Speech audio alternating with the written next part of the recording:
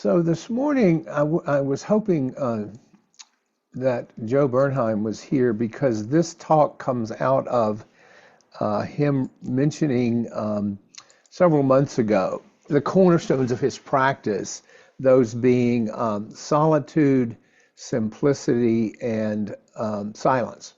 So I wanted to speak to those today because I really resonated when he said that, and then I tucked it away and finally got around to working on a talk about it. But it resonated with me at the time, and the path that we're on is really one of deep inner transformation. It's not about changing what's outside. It's not a journey of accumulating more, getting more stuff or winning more contests. It's really a journey of letting go of distractions, letting go of attachments, letting go of mental agitation.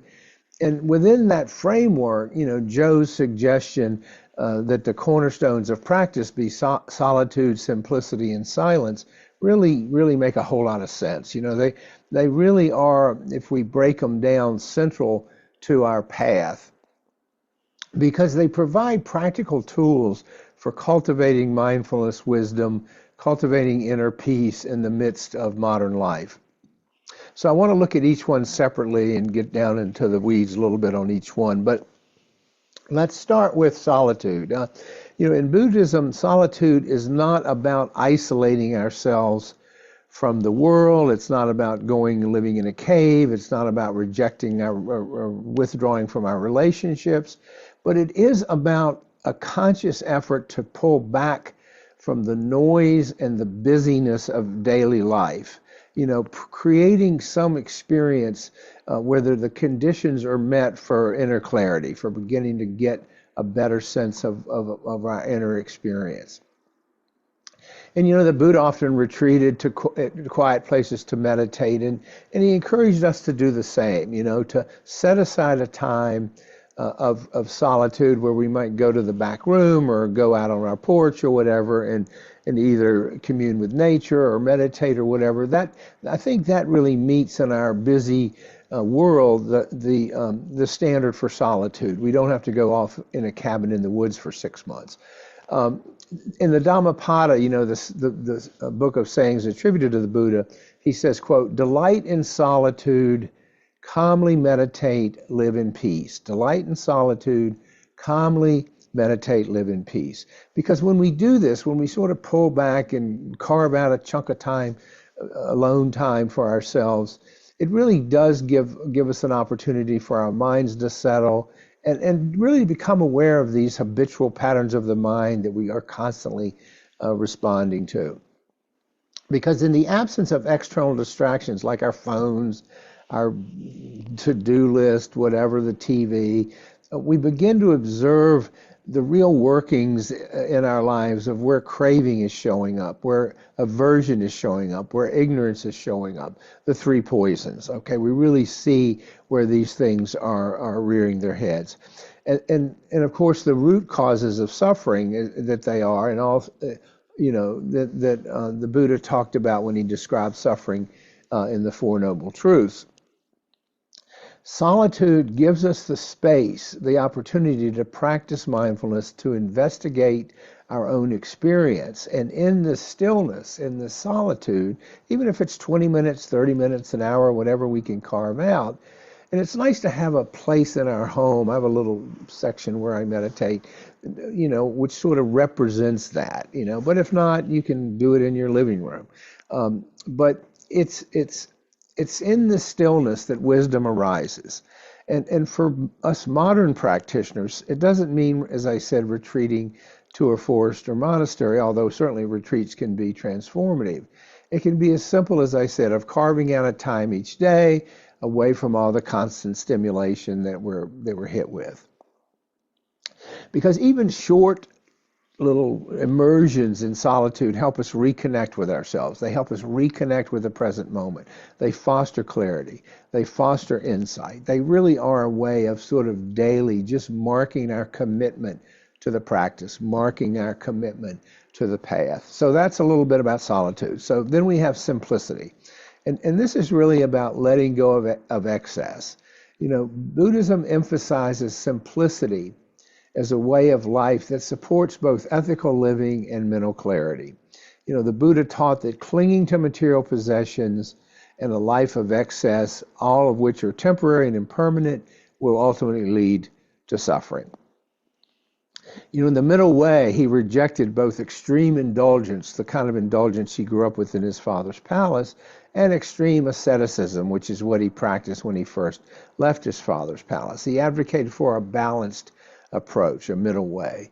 And this simplicity that I'm describing it really aligns with this middle way. It encourages us to live with enough to meet our needs, but not just filling our lives with all this stuff and the resulting complications and clutter and expenditure of resources that comes with just constantly more, more, more.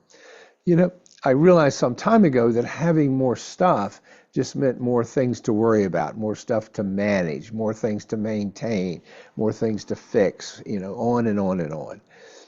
So that's sort of the material part. But having more simplicity is more than just reducing material possessions.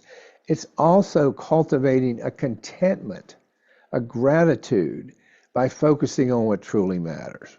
When we simplify, sort of downsize a little bit our external environment, we create space in our minds and hearts for deeper practice, which really aligns with the solitude concept that I was talking about just a minute ago.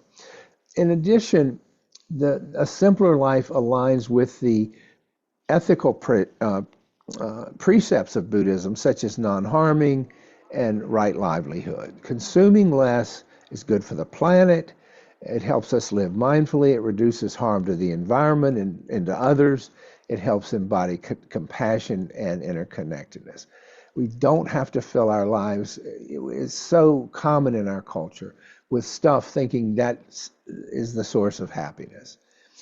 Practicing simplicity in our daily lives can take various forms, decluttering our homes, downsizing, being mindful of our consumption, choosing to prioritize meaningful relationships over material wealth. And I would suggest to you that simplicity is a practical antidote to the stress and really ultimate dissatisfaction that arises from this endless pursuit of more, more, more. Okay. I know the marketers want us to do that. I know that we're just surrounded with temptation to pursue more, more, more. But can we step back from it, use discernment to just let it go? It helps when we understand that any kind of lasting happiness, not fleeting temporary happiness, does not come from external acquisition of stuff. It comes from inner contentment. It comes from really settling ourselves. And when we're preoccupied with the next shiny object, we're not going to be able to find that inner contentment. So that is simplicity. And then the last of Joe's suggested practices is silence. This is really the gateway to inner peace that the Buddha taught. It's a powerful practice, not only as the absence of sound, but the state of inner quiet. Okay. The Buddha was often called during his time the silent sage, because his teachings emphasize the importance of taming these restless minds that we have. Okay. And then when we get quiet, we can hear the more subtle forms of our own experience. We develop deeper wisdom and insight into the Dharma. But remembering that there's a place for silence, because speech, while certainly necessary and critical to who we are as a species, can also become a source of harm, a source of distraction, a way of just filling space because we get uncomfortable with silence. Idle chatter, gossip, harsh words, all these things create agitation. They create conflict internally and externally and lead to more suffering. In the Noble Eightfold Path, right speech encourages speaking truthfully, speaking kindly, and speaking sparingly. Practicing silence helps us become more mindful of our speech patterns, how we just mindlessly chatter, the impact of that, and how pulling back from that can really create greater harmony in our relationships, especially if we're mindful of our speech, mindful of what we're saying. Okay? And on a deeper level, silence allows us to confront our inner noise, okay, the chatter, this constant stream of thoughts and judgments and comparisons and stories that we talk about here so often that dominate our minds. With our practice, we observe this mental chatter. We gradually quiet it by simply learning to watch it. We talk about watching it, not getting hooked by it, just creating space for insight. Because if we just watch it, as I often use the metaphor of clouds passing in the sky, we're not getting pulled into these stories all the time. We see them as just stories to observe. Now, that said, silence is not about suppressing our thoughts, but resting in the awareness of them, free from the need to constantly react to them, emotionally engage with them in terms of engaging with the story. So in our daily lives, cultivating silence might be in combination with the first two, setting aside time for quiet reflection, practicing mindful listening, observing periods of noble silence during our day or in our lives, and whenever the opportunity presents. You know, in these moments of silence, it's when we connect with the stillness that underlies all experience. You know, underneath all this noise, all this chatter, there's a kind of a calm silence that lives there, that's always present, but is obscured by the noise of daily life. Okay. So then what about the interconnectedness of solitude, simplicity, and silence? Okay, yes, they're distinct practices, but they are, as you can, I think, see today, deeply interconnected, hugely mutually supportive. Solitude creates the physical and mental space for silence to emerge. Simplicity reduces the distractions that prevent us from embracing solitude and silence. And silence deepens our appreciation of both solitude and simplicity by quieting the mind and fostering contentment. So together, sort of interwoven, think of three legs of the stool, these practices help us let go of attachments, distractions, stories, all of which perpetuate our suffering. They allow us to reconnect, to come back to the present moment, to cultivate mindfulness and develop insight into the nature of reality. This is such a gift. This is such a circuit breaker from our crazy lives. Even 20, 30, 40 minutes a day, whatever you can manage. And it does help, I think, at least in my experience, to set a regular time each day aside to use these practices, to get quiet. You know, these are not esoteric practices. They're not inaccessible. They don't need some ritual to be introduced to them. They're just practical tools that can be integrated into our daily lives, even as busy as we are. We just have to set the intention to do it.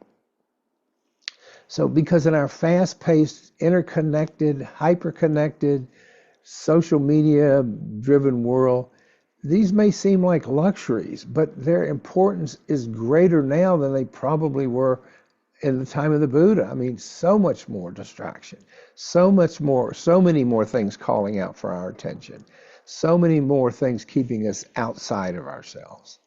You know, this constant bombardment of information, the cultural emphasis on material success and accumulating things, you know, leave us feeling overwhelmed, leave us feeling disconnected. And when we intentionally integrate these practices into our lives, there's greater balance. There's a sense of inner peace that carries over into our day-to-day lives.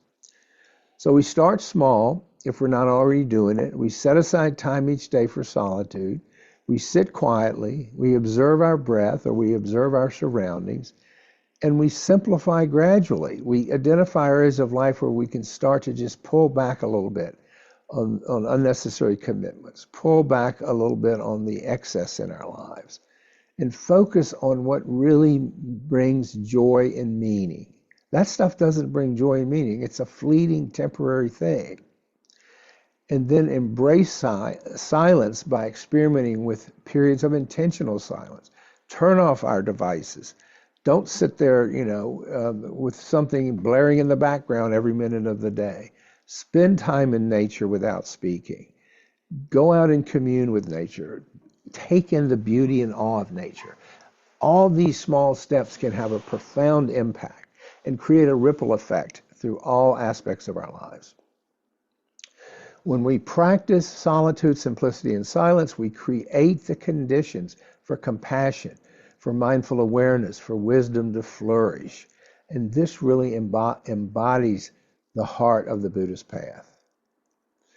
Solitude, simplicity, and silence are not abstract ideals. They are practical ways to live a more mindful, content, and meaningful life. They remind us to slow down. They remind us to breathe, to let go, to turn inward, which is where true peace and happiness resides. The Buddha says again in the Dhammapada, quote, "It is in the silence of the mind that the truth is revealed. It is in the silence of the mind that the truth is revealed." So by embracing these practices, we take steps toward freedom for ourselves and everyone around us.